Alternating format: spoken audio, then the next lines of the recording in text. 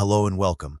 Today we're diving into the world of the urinary system to understand a specific condition called type 1 renal tubular acidosis, also known as distal RTA. This condition affects the kidney's ability to properly manage acid in the body, leading to a range of potential health issues. Let's explore the ins and outs of this disease together. So what exactly causes type 1 RTA? The causes can be broadly divided into genetic factors, acquired conditions, and idiopathic cases. Genetically, mutations in genes like AT6V1B1, ATPsVID4, and SLC4A1 can disrupt the function of specialized cells in the distal tubule of the kidney, specifically the alpha intercalated cells responsible for acid secretion.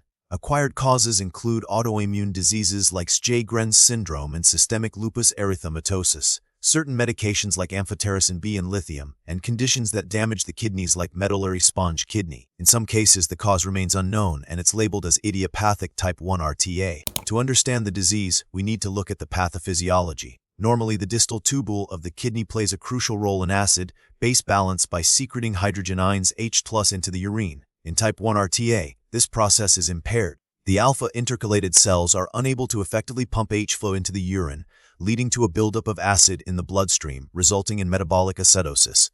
This chronic acidosis has several downstream effects. It can cause the kidneys to lose potassium, leading to hypokalemia, which is low blood potassium. The body also attempts to buffer the excess acid, often by drawing calcium from the bones, which increases the risk of kidney stones and osteomalacia, a softening of the bones. While type 1 RTA isn't incredibly common, understanding its prevalence is important. The exact incidence and prevalence are difficult to determine due to variations in diagnostic criteria and reporting. However, it is considered a relatively rare condition. It can affect individuals of all ages, although certain genetic forms tend to manifest in childhood. The acquired forms are often associated with the underlying conditions that cause them, such as autoimmune disorders, and will reflect the demographic distribution of those diseases. The signs and symptoms of type 1 RTA can vary depending on the severity and duration of the condition. Common symptoms include fatigue, muscle weakness, bone pain, and an increased risk of fractures due to calcium loss from the bones. Children may experience failure to thrive, delayed growth, and rickets. Kidney stones are also frequently seen, leading to flank pain and potential urinary tract infections. In more severe cases, the low potassium levels can lead to cardiac arrhythmias or paralysis.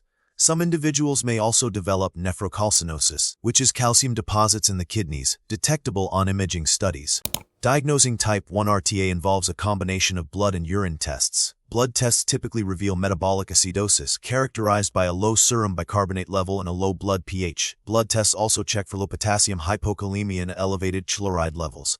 Urine tests are critical. A hallmark of type 1 RTA is a urine pH that is inappropriately high, above 5.5, even when the blood is acidic. This indicates the kidneys are unable to acidify the urine adequately. Other tests may include assessing urine calcium excretion to evaluate the risk of kidney stones, and measuring the fractional excretion of bicarbonate.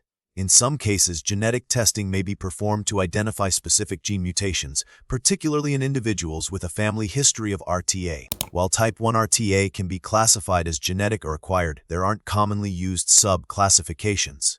Understanding if it's genetic vs. acquired helps to guide the workup and identify other potential affected family members. The idiopathic form is when neither genetic nor acquired causes can be identified. The primary goal of treatment is to correct the metabolic acidosis and maintain normal electrolyte levels. This is mainly achieved through oral alkali therapy, such as sodium bicarbonate or sodium citrate. The dose is adjusted based on the severity of the acidosis and individual response. Potassium supplementation is also often necessary to correct hypokalemia. In some cases, vitamin D supplementation is needed to address osteomalacia. Management also involves preventing kidney stones through increased fluid intake and dietary modifications, such as reducing sodium intake. If the RTA is caused by an underlying condition or medication, addressing that underlying issue is crucial. Currently, there is no specific way to completely prevent genetic forms of type 1 RTA. However, genetic counseling may be beneficial for families with a history of the condition. For acquired forms, minimizing exposure to nephrotoxic medications and properly managing underlying conditions like autoimmune diseases can help reduce the risk. The prognosis for individuals with type 1 RTA can vary depending on the severity of the condition and the effectiveness of treatment.